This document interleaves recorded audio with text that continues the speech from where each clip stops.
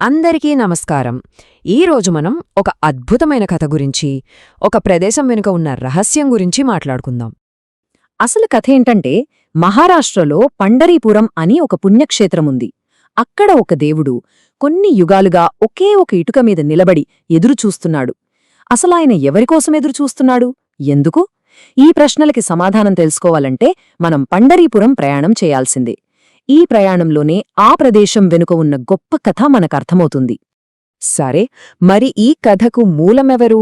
ఆయనే విఠోబా స్వామి, పాండురంగుడు అని కూడా అంటారు. విష్ణుమూర్తి అవతారమే. కాని ఇక్కడో చిత్రమైన విషయముంది. ఆయన ఏ రాజులాగో చక్రవర్తిలాగో కనిపించడు.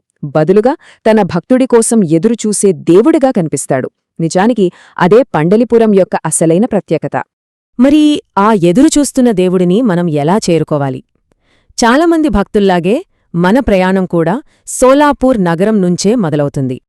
చూడండి, ఈ ప్రయాణాన్ని 3 సింపుల్ స్టెప్స్గా విభజించవచ్చు. ముందుగా సోలాపూర్ చేరుకోవాలి. ఇది దగ్గర్లో ఉన్న పెద్ద రైల్వే స్టేషన్ అన్నమాట. ఆ తర్వాత సోలాపూరుంచి పండరిపురానికి ఓ 74 కిలోమీటర్ల ప్రయాణం.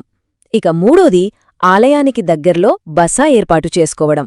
ఇప్పుడు సోలాపూర్ నుంచి ఎలా వెళ్లాలో కాస్త వివరంగా చూద్దాం.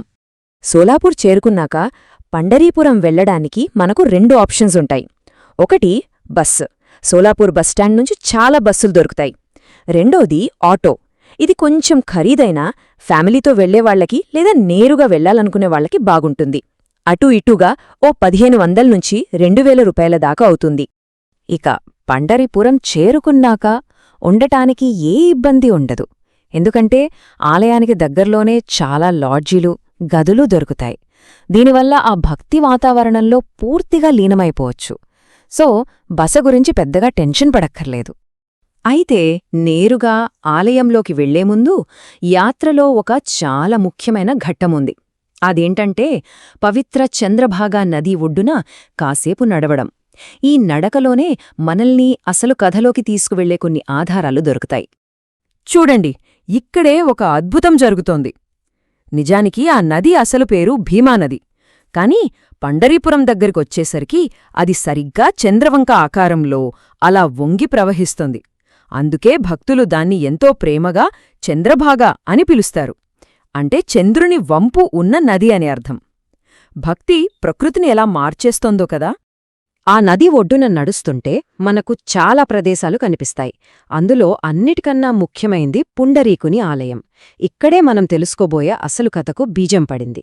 సో ఇది కేవలం నది ఒడ్డున నడక కాదు, ఇది మనం ఆ కథలోకి అడుగుపెడుతున్నట్టు లెక్క. సరే, ఇక మనం ఈ యాత్రలో అత్యంత ముఖ్యమైన ప్రదేశానికి, అసలు కేంద్ర బిందువైన విఠోబా ఆలయానికి చేరుకున్నాం. ఆ ఎదురుచూస్తున్న దేవుడు ఇక్కడే ఉన్నాడు. ఆలయంలోకి మనం అడుగుపెట్టగానే ఒక విషయం మనల్ని ఆశ్చర్యపరుస్తుంది.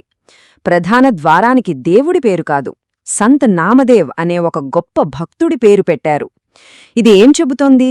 ఈ క్షేత్రంలో దేవుడికన్నా భక్తుడికే అగ్రస్థానం అని చెప్పకనే చెబుతోంది. దర్శనం అంటే సాధారణంగా దేవుణ్ణి దూరునించి చూడటం. కాని పండరీపురంలో దర్శనం అనుభవం పూర్తిగా వేరు. ఎందుకంటే ఇక్కడ భక్తులు నేరుగా వెళ్లి స్వామివారి పాదాలను తాకవచ్చు. ఇది చాలా అరుదైన అవకాశం. దేవుడికి భక్తుడికి మధ్య ఎలాంటి అడ్డంకులు లేవని చెప్పడానికి ఇంతకన్నా గొప్ప ఉదాహరణ ఏముంటుంది? మరి ఆ అద్భుతమైన అనుభూతిని ఎలాంటి ఆటంకాలు లేకుండా పొందాలంటే కొన్ని విషయాలు గుర్తుపెట్టుకోవాలి. ఒకటి, ఆన్లైన్లో ఫ్రీ ఎంట్రీ పాస్ బుక్ చేసుకుంటే సమయం ఆదా అవుతుంది. రెండోది, ఇంకా ముఖ్యమైనది, లోపలికి వెళ్లేటప్పుడు మొబైల్ ఫోన్లు అస్సలు తీసుకువెళ్లకూడదు. వాటిని బయటే వదిలేయాలి.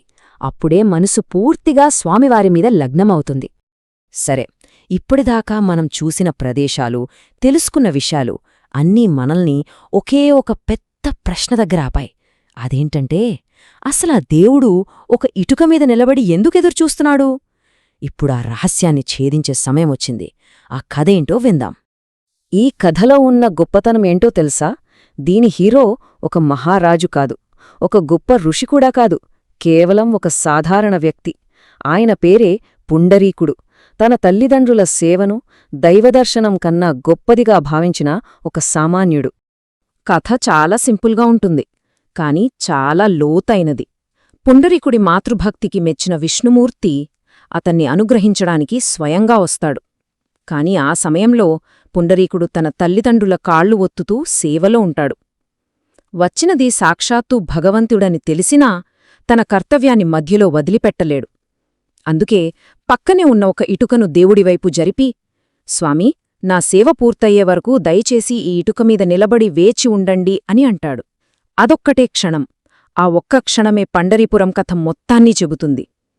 భగవంతుడు అక్కడ అధికారంతో నిలబడలేదు, భక్తుడి కర్తవ్య నిరతికి గౌరవంతో నిలబడ్డాడు. ఇప్పటికీ అలానే నిలబడి ఉన్నాడు. కాబట్టి పండరీపురం మనకు ఇచ్చే గొప్ప సందేశం ఏంటంటే, నిజమైన భక్తి అనేది పూజలు, ప్రదర్శనలలో కాదు, మనం మన బాధ్యతలను, మన కర్తవ్యాన్ని ఎంత నిబద్ధతతో చేస్తున్నామో అనే దానిలో ఉంటుంది. అవసరమైతే ఆ కర్తవ్యం కోసం దైవం కూడా వేచిచూస్తోంది. ఇది మనందరినీ ఆలోచింపజేసే విషయం. మన జీవితంలో మన దృష్టిని కేంద్రీకరించాల్సిన ఆ ఇటుక ఏది?